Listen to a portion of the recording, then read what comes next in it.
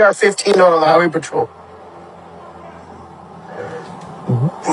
The driver pulled over for speeding, pointed a rifle at a highway patrol officer yesterday. CHP says it happened just north of Reading on I-5. An officer stopped a vehicle on the Mountain Gate off-ramp.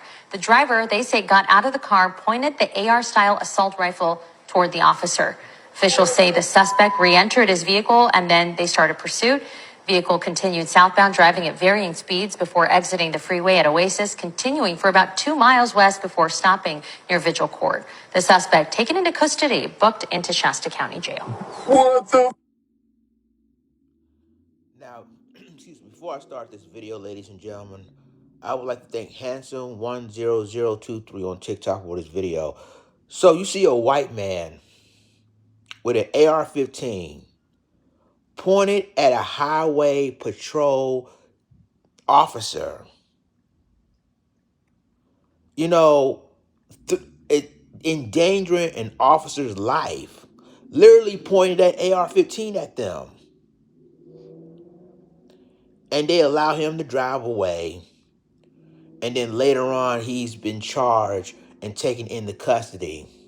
Alive, by the way. Alive.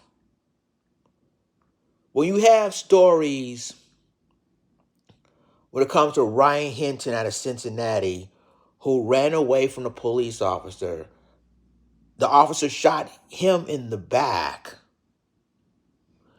You got other stories, and I just found, I'm going to do another story about an incident in Cleveland when I think he was at Staples, and then they claiming that these Cleveland police shot this brother 15 times. All he had was a knife in his hand, allegedly. You have so many stories of unarmed black men being deleted by police.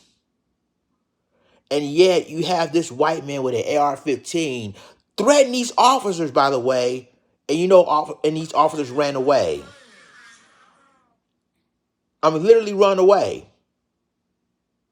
And yet they charge later on. But again, this is called white privilege at its best. This is what America is now.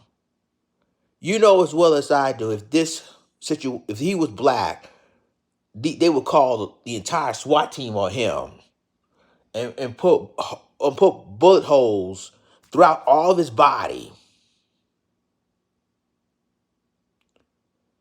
You got people like Tamir Rice, RIP to him, 13 years old at the time.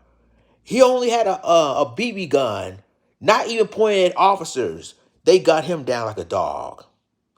When you have other cases like this, when you have cases like a Trayvon Martin, a Mike Brown, a Sandra Bland, all these cases, when they wasn't even a threat to an officer, and then they were deleted.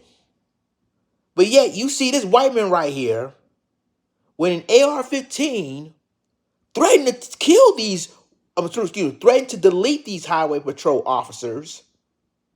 They didn't call a SWAT team. They didn't even call a backup on him. They didn't even basically have police helicopters around the incident when he wasn't shot, nor tased, nor deleted by a highway patrol officer. And what this incident remind you of? It reminds you of an incident that happened in Columbus, Ohio. And it's similar. This white man had a gun inside a vehicle, forcing the state trooper of Ohio to put the gun back in his holster, allowing him to drive all the way to the other side of the highway when he was finally be detained and taken into custody, alive. You see, even white mass shooters has been taken into custody, alive. But this is what America is right now. Protect your fellow man, protect the white man, and delete everybody else if it was allowed a threat. This is a threat. And the cops still allow him to drive away. He's still been detained and been taken into custody later on. But you never ever did that to a black suspect at all. Because what if he's armed or unarmed? They will always lie. They're always gonna um, make him like he's a threat. Always gonna make him as a threat. Y'all let me know what y'all think in the comments.